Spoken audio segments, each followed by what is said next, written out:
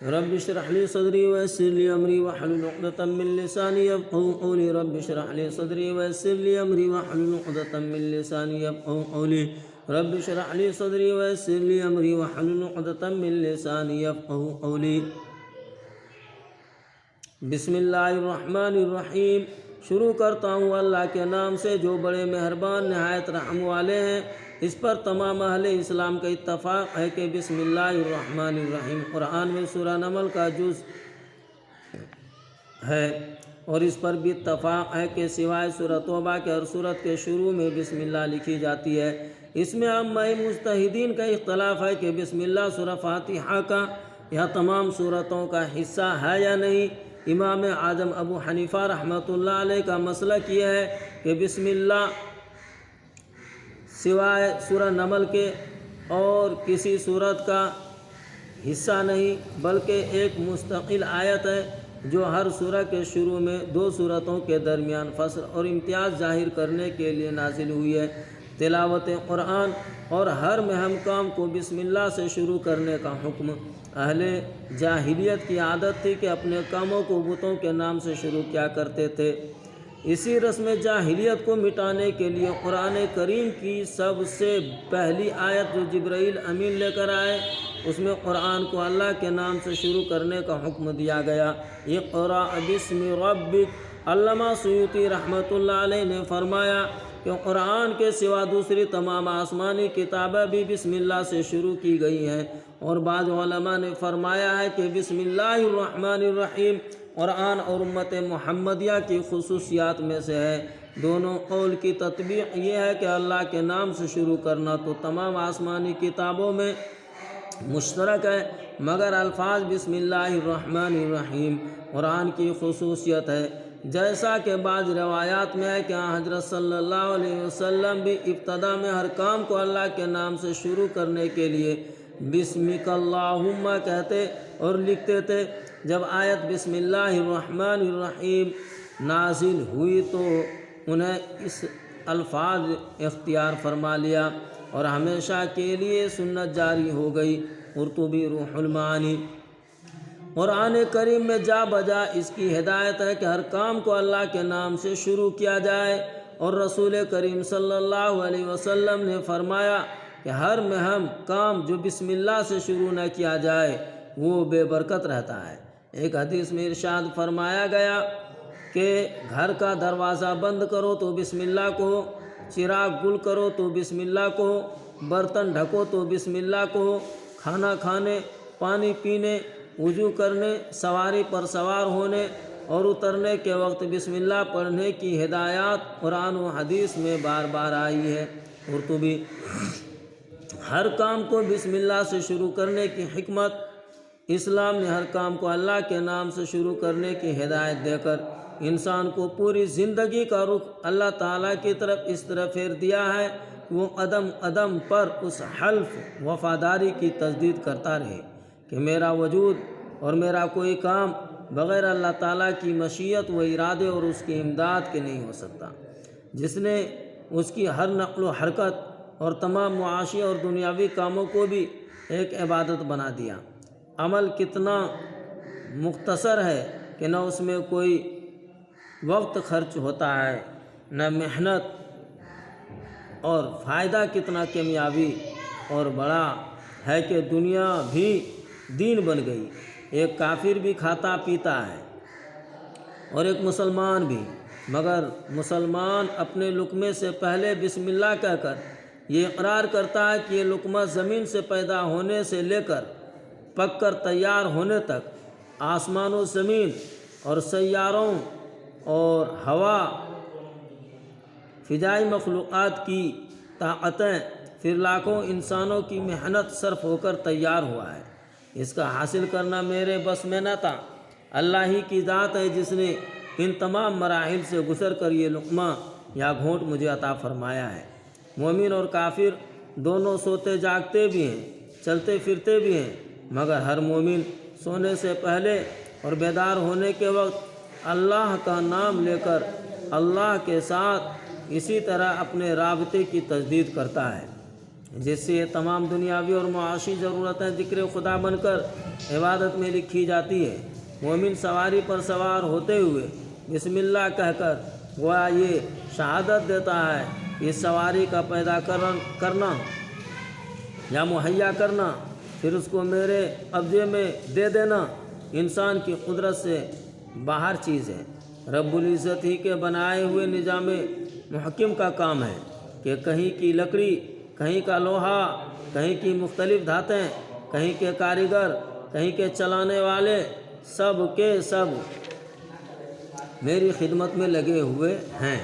چند پیسے خرچ کرنے سے اتنی بڑی خلق خدا کی محنت کو ہم اپنے کام میں لا سکتے ہیں، اور وہ پیسے بھی ہم اپنی ساتھ کہیں سے نہیں لائے تھے، بلکہ اس کے حاصل کرنے کے تمام اسباب بھی اسی کے پیدا کیے ہوئے ہیں۔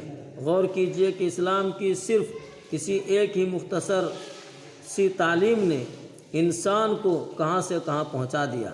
اس لیے کہنا بالکل صحیح ہے کہ بسم اللہ ایک نسخہ اکسیر ہے جس سے تانبے کا نہیں بلکہ خاک کا سونا بنتا ہے۔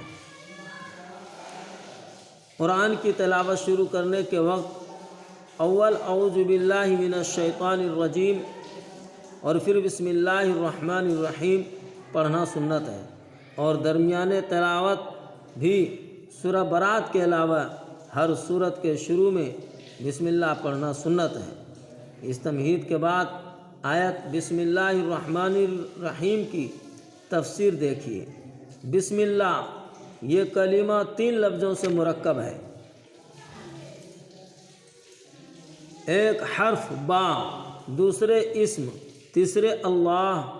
حرف با عربی زبان میں بہت سے معنی کے لیے استعمال ہوتی ہے، جن میں سے 3 معنی مناسب مقام ہیں۔ ان میں سے ہر ایک معنی اس جگہ لیے جا سکتے ہیں۔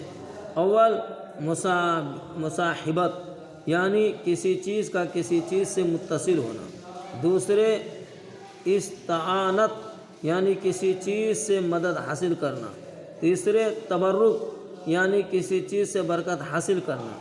لفظ اسم میں لغوی اور علمی تفصیلات بہت ہیں جن کا جاننا عوام کے لیے ضروری نہیں، اتنا سمجھ لینا کافی ہے کہ اردو میں اس کا ترجمہ نام سے کیا جاتا ہے۔ لفظ اللہ تعالیٰ کے ناموں میں سب سے بڑا اور سب سے زیادہ جامع نام ہے، اور بعض علماء نے اس کو اسم اعظم کہا ہے، اور یہ نام اللہ کے سوا کسی دوسرے کا نہیں ہو سکتا، اس لیے اس لفظ کا تثنیہ اور جمع نہیں آتے، کیونکہ اللہ واحد ہے، اس کا کوئی شریک نہیں۔ خلاصہ یہ ہے کہ اللہ نام ہے اس موجود حق کا جو تمام صفات کمال کا جامع اور صفات ربوبیت کے ساتھ متصف، یکتا اور بے مثال ہے۔ اس لیے کلمہ بسم اللہ کے معنی حرف با کے مذکورہ 3 معنی کی ترتیب سے یہ ہوئے: اللہ کے نام کے ساتھ، اللہ کے نام کی مدد سے، اللہ کے نام کی برکت سے۔ لیکن تینوں صورتوں میں یہ ظاہر ہے کہ یہ کلام نامکمل ہے جب تک اس کام کا ذکر نہ کیا جائے جو اللہ کے نام کے ساتھ یا اس کی برکت سے کرنا مقصود ہے۔ اس لیے نحوی قاعدے کے مطابق یہاں کوئی فعل مناسب مقام محجوب ہوتا ہے، مثلا شروع کرتا ہوں یا پڑھتا ہوں اللہ کے نام کے ساتھ، اور مناسب یہ ہے یہ فعل بھی بعد میں محجوب مانا جائے تاکہ حقیقتاً شروع اسم اللہ ہی سے ہو، وہ فعل محجوب بھی اسم اللہ سے پہلے نہ آئے۔ صرف حرف با کا اسم اللہ سے پہلے آنا عربی زبان کے لحاظ سے ضروری و ناگزیر ہے۔ اس میں بھی مصحف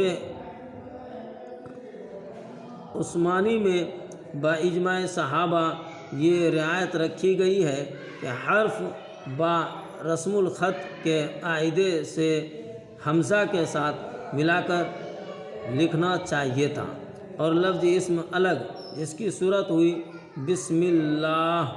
لیکن مصحف عثمانی کے رسم الخط میں حرف حمزہ کو حذف کر کے حرف با کو سین کے ساتھ ملا کر صورتاً اسم کا جز بنا دیا تاکہ شروع اسم اللہ سے ہو جائے۔ یہی وجہ ہے کہ دوسرے مواقع میں یہ حرف حمزہ حذف نہیں کیا جاتا، جیسے اقرأ باسم ربک میں با کو الف کے ساتھ لکھا جاتا ہے۔ یہ صرف بسم اللہ کی خصوصیت ہے، حرف با کو سین کے ساتھ ملا دیا گیا۔ الرحمن الرحیم، یہ دونوں اللہ تعالیٰ کی صفات ہیں۔ رحمان کے معنی عام الرحمہ کے اور رحیم کے معنی تام الرحمہ کے ہیں۔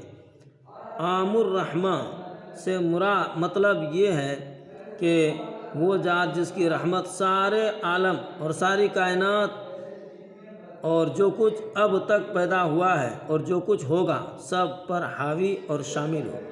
اور تام الرحمہ کا مطلب یہ ہے کہ اس کی رحمت کامل اور مکمل ہو۔ یہ وجہ ہے کہ لفظ رحمان اللہ جل شانہ کی ذات کے ساتھ مخصوص ہے۔ کسی مخلوق کو رحمان کہنا جائز نہیں، کیونکہ اللہ تعالیٰ کے سوا کوئی بھی ایسا نہیں ہو سکتا جس کی رحمت سے عالم کی کوئی چیز خالی نہ رہے۔ سب کے ساتھ رحمت کا معاملہ کرنے کا تصور کیسے ہو سکتا ہے؟ اسی لیے جس طرح لفظ اللہ کا جمع اور تثنیہ نہیں آتا، لفظ رحمان کا بھی جمع اور تثنیہ نہیں آتا، کیونکہ وہ ایک ہی ذات پاک کے ساتھ مخصوص ہے، دوسرے اور تیسرے کا وہاں احتمال ہی نہیں۔ تفسیر قرطبی بخلاف لفظ رحیم کے کہ اس کے معنی میں کوئی ایسی چیز نہیں جس کا پایا جانا مخلوق میں ناممکن ہو، کیونکہ یہ ہو سکتا ہے کہ کوئی شخص کسی شخص پر پوری رحمت کا معاملہ کرے۔ اسی لیے لفظ رحیم انسان کے لیے بولا جا سکتا ہے۔ قرآن کریم میں رسول صلی اللہ علیہ وسلم کے لیے بھی یہ لفظ استعمال فرمایا ہے، بالمؤمنین رؤوف الرحیم۔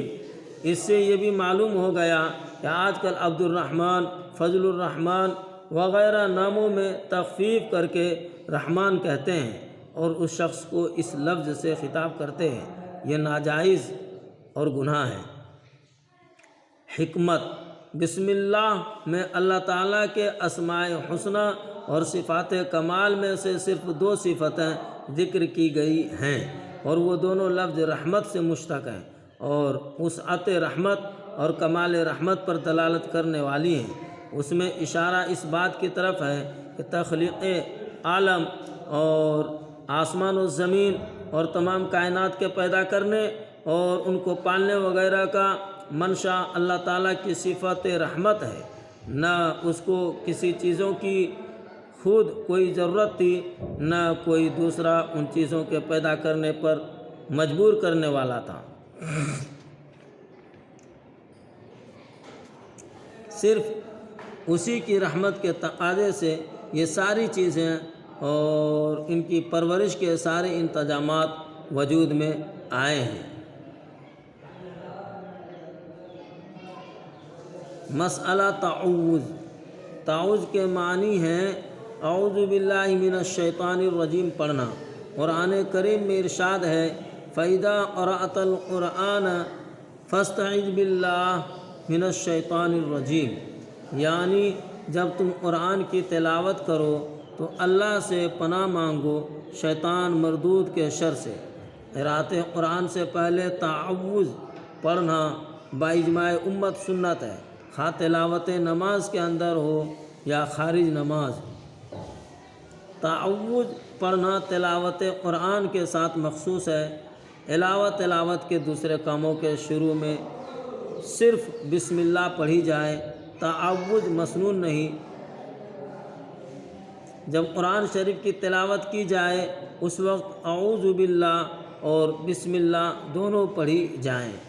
درمیان تلاوت میں جب ایک سورت ختم ہو کر دوسری شروع ہو تو سورہ برات کے علاوہ ہر سورت کے شروع میں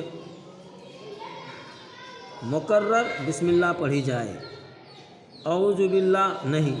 اور سورہ برات اگر درمیان تلاوت میں آ جائے تو اس پر بسم اللہ نہ پڑھے، اور قرآن کی تلاوت سورہ برات ہی سے شروع کر رہا ہے تو اس کے شروع میں اعوذ باللہ اور بسم اللہ پڑھنا چاہیے۔ احکام بسم اللہ الرحمن الرحیم قرآن مجید میں سورہ نمل میں آیت کا جز ہے اور ہر 2 سورت کے درمیان مستقل آیت ہے، اس لیے اس کا احترام قرآن مجید ہی کی طرح واجب ہے، اس کا بے وجوہ ہاتھ لگانا جائز نہیں، اور جنابت یا حیض و نفاس کی حالت میں اس کو بطور تلاوت پڑھنا بھی پاک ہونے سے پہلے جائز نہیں۔ ہاں کسی کام کے شروع میں جیسے کھانے پینے سے پہلے بطور دعا پڑھنا ہر حال میں جائز ہے۔ مسئلہ، پہلی رکعت کے شروع میں اعوذ باللہ کے بعد بسم اللہ پڑھنا باتفاق ائمہ واجب ہے، اختلاف صرف اس میں ہے کہ آواز سے پڑھا جائے یا آہستہ۔ امام اعظم ابو حنیفہ رحمۃ اللہ علیہ اور بہت سے دوسرے ائمہ آہستہ پڑھنے کی ترجیح دیتے ہیں۔ پہلی رکعت کے بعد دوسری رکعتوں کے شروع میں بھی بسم اللہ پڑھنا چاہیے، اس کے مسنون ہونے پر سب کا اتفاق ہے، اور بعض روایات میں ہر رکعت کے شروع میں بسم اللہ پڑھنے کو واجب کہا گیا ہے۔